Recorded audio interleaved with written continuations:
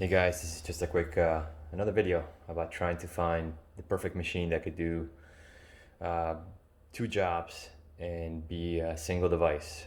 We've been doing this for a while. We tried the Pixel Book, we tried the Slate, we tried the iPad 11. So today we have the brand new iPad 12.9 with the Magic Keyboard, and on the other side we have an LG Gram. It's like an i5 laptop, Windows laptop. And I just wanted to compare a little bit the choices here, what you're giving up on each. So the LG Gram is a great laptop. It's not too expensive. It's upgradable. So this one currently has, I think, 40 gigs of RAM, and it has two M2 drives. It comes with one drive, and it only comes with 8 gigs of RAM, but it's actually very upgradable. So you just have to take the top off and or the bottom off in this case, and you could upgrade this guy. Right now, like I said, I have 40 gigs and two M2 drives, so I could run. I'm running Linux. I'm running a bunch of servers for testing on it for IT work, and it can handle everything. The machine is super light. It doesn't weigh anything, and it's just tiny and light. And here we have the iPad, which with the Magic Keyboard, it's a monster. This thing is so heavy. It's oh, it, I mean, it's not. You don't want to carry this thing around at all. The iPad by itself is still, I mean, it's light compared to this thing, but it's still not very portable. I mean, it is portable, I guess, but it's not as portable as I wish it was. The 11 seems to be a better, uh, if you want to take it along with you. I think the 11 size is way better than this. So with this keyboard, this thing is not portable. It weighs way more than this would, and it's nice that it has a trackpad and that dopey icon they chose to use for the cursor. But you really can't do much with this. I mean, unless you're a graphic artist and you're using Procreate, or you're using what I would use this for is basically Lightroom for calling and just basically reading some books. And even then, this is way too big. So for the few jobs that this thing does, you don't. The only browser you have is Safari. Safari looks kind of good. It looks like a desktop version, but the Chrome version for iOS sucks. It's doesn't display pages the right way. There's no plugins. There's no you can have any kind of extensions on the browser. So this is very limited. While a regular Windows 10 laptop, you could run whatever you like. I have Brave. I have Chrome on this, and I could reboot this thing into Linux with no problems and run Linux if I want to. I have Ubuntu installed on this too.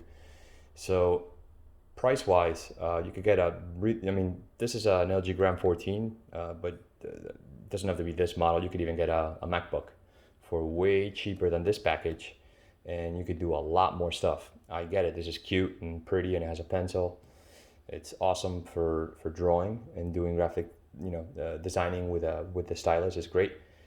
But that's about it. So you're paying, you're going close to $1,500. Actually, probably more if this keyboard is $350. So you're paying the Apple tax for this keyboard with something that it's ridiculously priced, when you could get something that's way lighter, way nicer package. But then you can't, you don't have a stylus on this thing, but and you can't do graphic design. But everything else, if it's work related, if you need to do Word, if you need to do crunch numbers in Excel, if you need to have a real browser, Windows machine, or even a regular MacBook will do way better than this. You're limiting yourself. I get it. It looks pretty and stuff, but it's and the CPU is powerful, but there's no application that takes advantage of this thing. And little by little they're unlocking little things, but it's still with this.